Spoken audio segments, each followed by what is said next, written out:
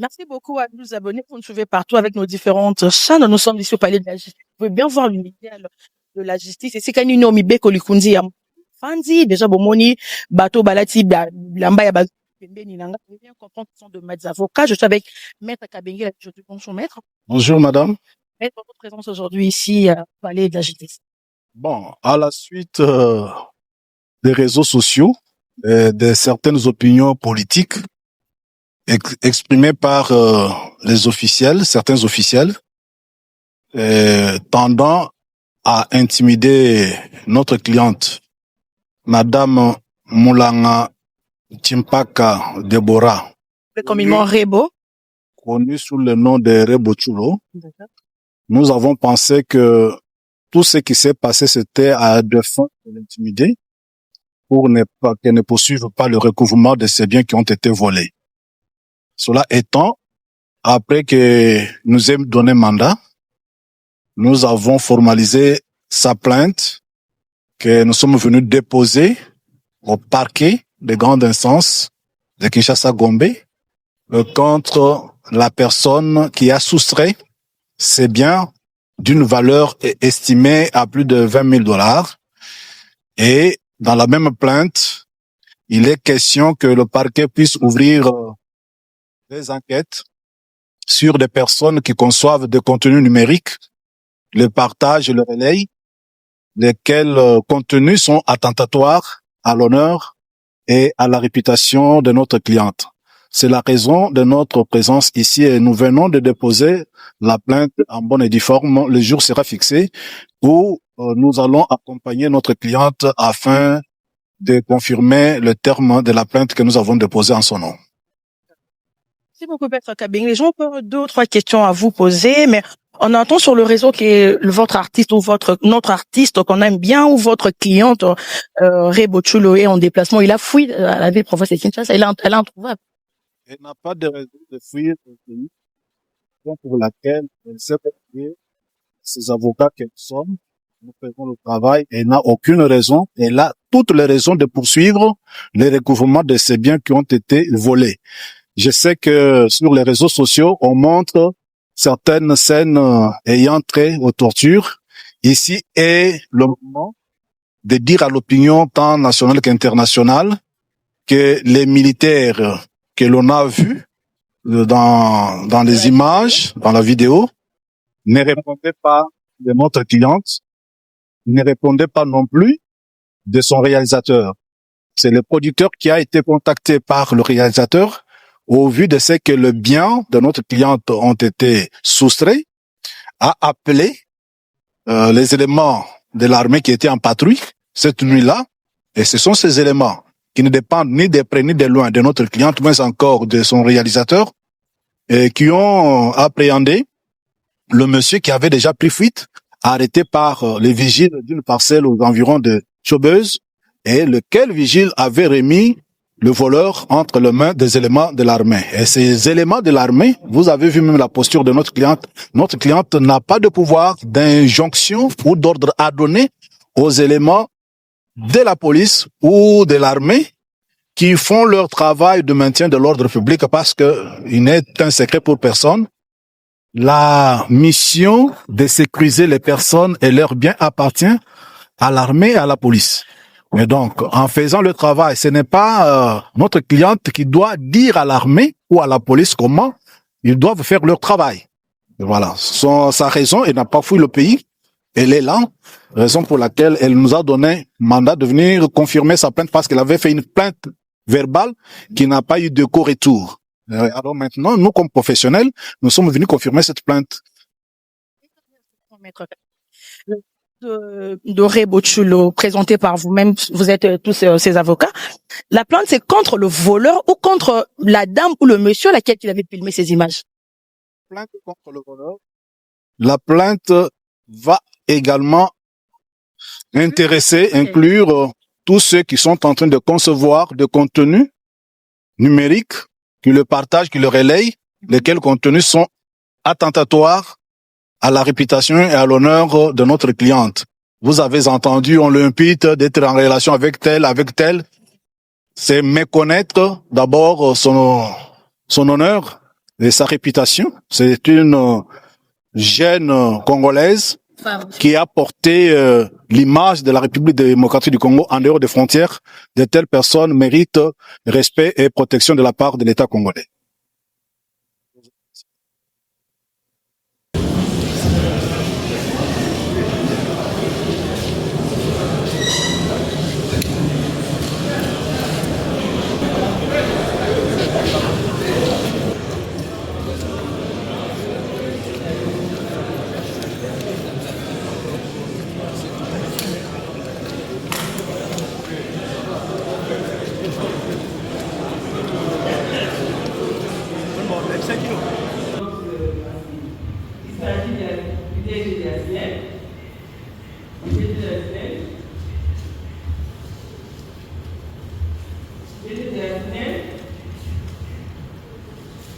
Il y a également, je vais citer également de l'ancien PPA, du Wao,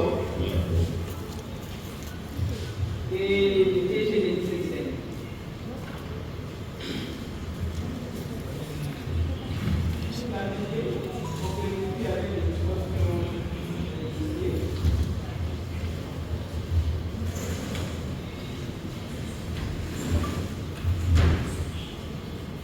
Il y a un espace d'accès du cadre formel 2026 pour l'audience de 5 mai. Respondant à l'égard de l'ancien président du conseil de la commission de Pouvoir. Saint-Pierre.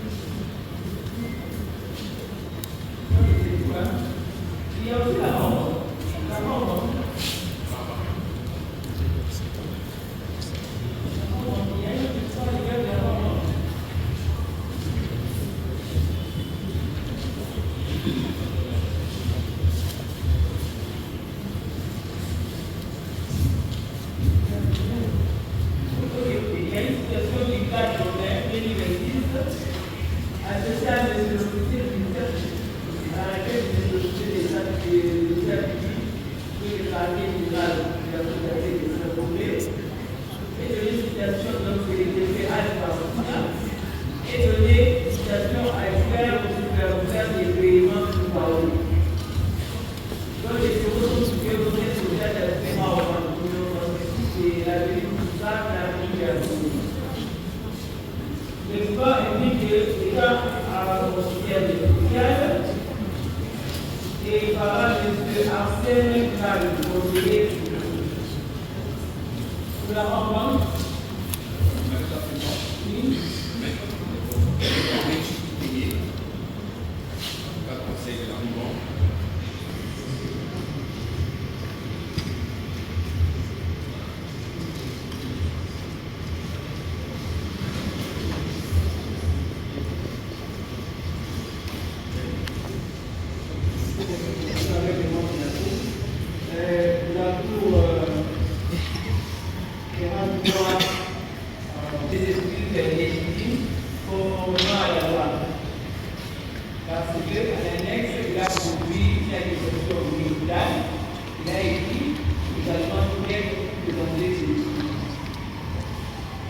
Étant donné que la convention de Kusutama s'avère nécessaire pour la exécution de la cause, comme le ministère public l'a bien expliqué, donc il devra être confronté avec certains témoins que nous avons ici.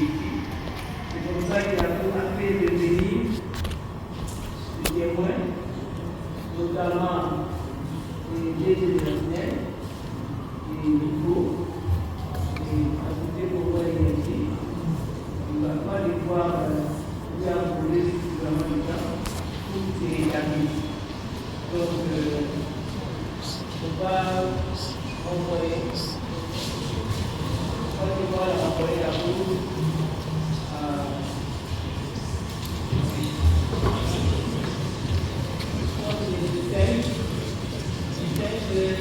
la Cour est dans 2 semaines. Dans 2 semaines, elle va pouvoir se rétablir et se présenter devant la justice. Pour apporter de la lumière autour de ces dossiers de parole. Ok, on va voir la Cour du commencement au 19 mai.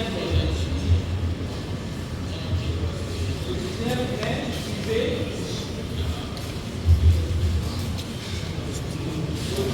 Mais la remise contradictoire à l'égard des témoins, tous les témoins qui sont présents dans la salle, sauf il fallait restituer les PCA, l'ancien PCA, des trois.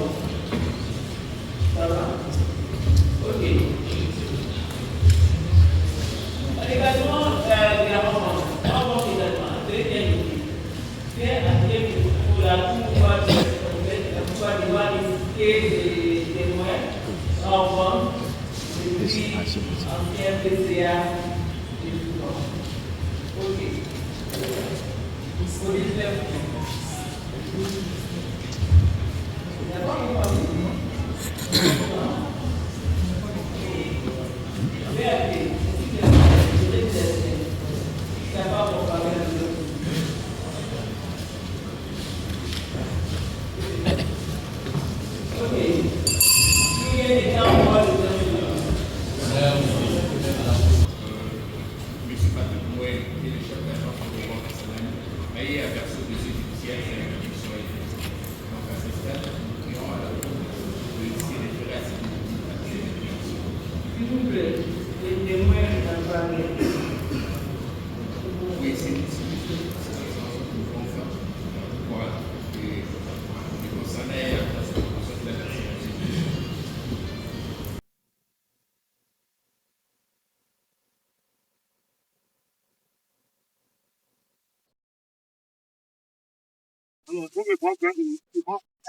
Ouais.